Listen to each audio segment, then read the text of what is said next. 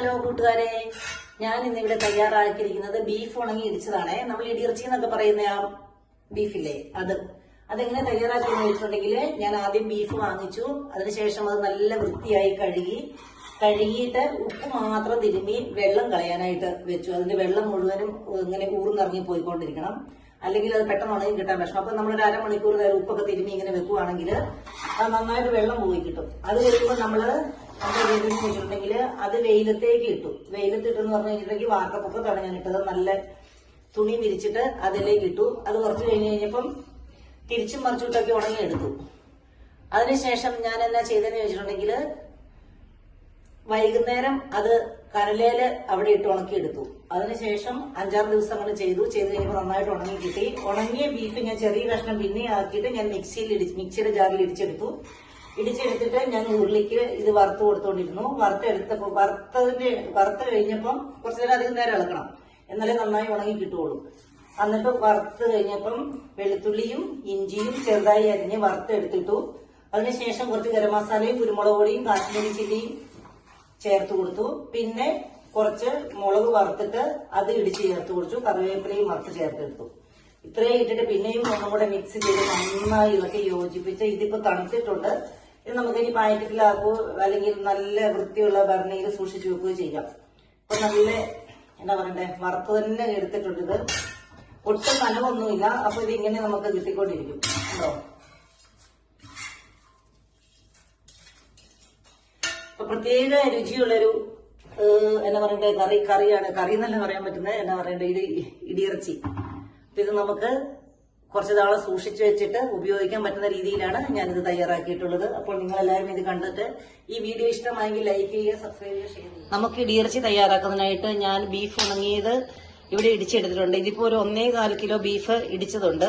പിന്നെ അതിന് വേണ്ട ചേരുവകൾ എന്നാന്ന് ചോദിച്ചിട്ടുണ്ടെങ്കിൽ, നല്ല കുറച്ച് വെളുത്തുള്ളി പൊളിച്ചിട്ട് ചെറുതായി അരിഞ്ഞ് വറുത്തെടുത്തതും, ഇഞ്ചി വറുത്തെടുത്തതും, കറിവേപ്പില വറുത്തെടുത്തതും, പിന്നെ ചുവന്ന മുളക് ഞാൻ വറുത്തെടുത്തിട്ട് പൊടിച്ചെടുത്തതാണത്. പിന്നെ ഇതിന് വേണ്ട മസാലകളാണ്: ഒരു 2 സ്പൂൺ കുരുമുളക് പൊടിയും 2 ടീസ്പൂൺ കാശ്മീരി ചില്ലിയും, പിന്നെ ഒരു 2 ചെറിയ സ്പൂൺ ഗരം മസാലയും കുറച്ച് മഞ്ഞൾപ്പൊടിയും കൂടെ ചേർത്തിട്ട് ഞാനിത് കുറച്ച് നല്ലെണ്ണയിൽ വറുത്തെടുത്ത് വെച്ചിരിക്കുന്നതാണ്. അപ്പൊ നമുക്ക് ചൂടായ ഉരുളിയുണ്ട് ഇവിടെ ഇരിപ്പ്. അപ്പൊ അതിലേക്ക് നമുക്ക് ഈ ബീഫ് ഇട്ട് കൊടുക്കണം. അപ്പൊ ഒരു കുറച്ച് എണ്ണയെ ചേർക്കാവുള്ളൂ, അധികം ചേർക്കരുത്. അപ്പൊ നമുക്കൊരു ശകലം നല്ലെണ്ണയാണ് ഞാൻ ചേർത്തോട്ടെ. വെളിച്ചെണ്ണ എപ്പോഴും പറഞ്ഞു വരുന്നത് കൊണ്ട് അങ്ങനെ പറഞ്ഞു പോയതാ കേട്ടോ. ഒരു കുറച്ച് നല്ലെണ്ണ നമുക്ക് ഇതിലേക്ക് ചേർത്ത് കൊടുക്കാം. കുറച്ച് മതി കേട്ടോ. എന്നിട്ട് നമുക്ക് ഈ ബീഫ് അതിലേക്ക് ഇട്ട് കൊടുക്കാം.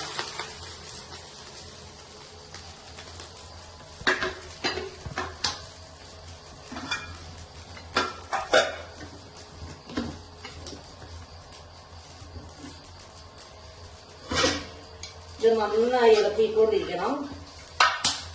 ചെറിയ തീ മതി, കുറച്ച് തീ കൊണ്ട് നമുക്ക് ഒഴിവാക്കാം.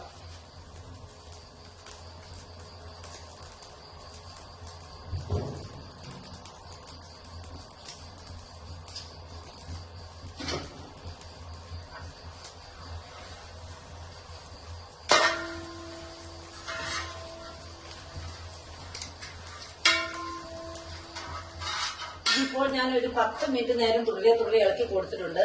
അപ്പോൾ ഇത് നന്നായിട്ട് ഒന്നും കൂടെ വറുത്ത് വന്നിട്ടുണ്ട്.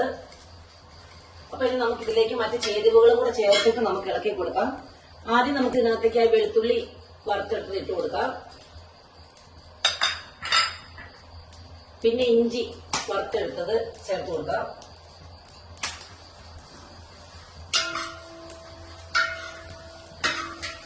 നന്നായിട്ട് ഇളക്കണം, അല്ലെങ്കിൽ ആ ഭാഗം കരിഞ്ഞു പോകും കേട്ടോ. പിന്നെ നമുക്ക് ഈ മുളക് ചതച്ചത് ചേർത്ത് കൊടുക്കാം. പിന്നെ ഈ മസാലപ്പൊടിയും കൂടെ ചേർത്ത്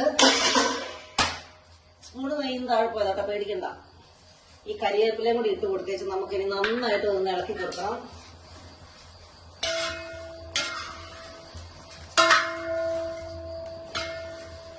നല്ല അടിപൊളി ടേസ്റ്റിലുള്ള ഒരു ബീഫ് ഉണങ്ങി ഇടിച്ചതാണിത്. ഇത് കുറച്ച് നാള് കേടുകൂടാതെ ഇരിക്കും. നമുക്ക് ഫ്രിഡ്ജിൽ സൂക്ഷിക്കണം കേട്ടോ. പുറത്താണെങ്കിൽ ഒത്തിരി നാളിരിക്കില്ല, ടേസ്റ്റിന് മാറ്റം വരും കേട്ടോ, ചുവ വ്യത്യാസം വരും. ഫ്രിഡ്ജിൽ സൂക്ഷിച്ചാൽ മതി.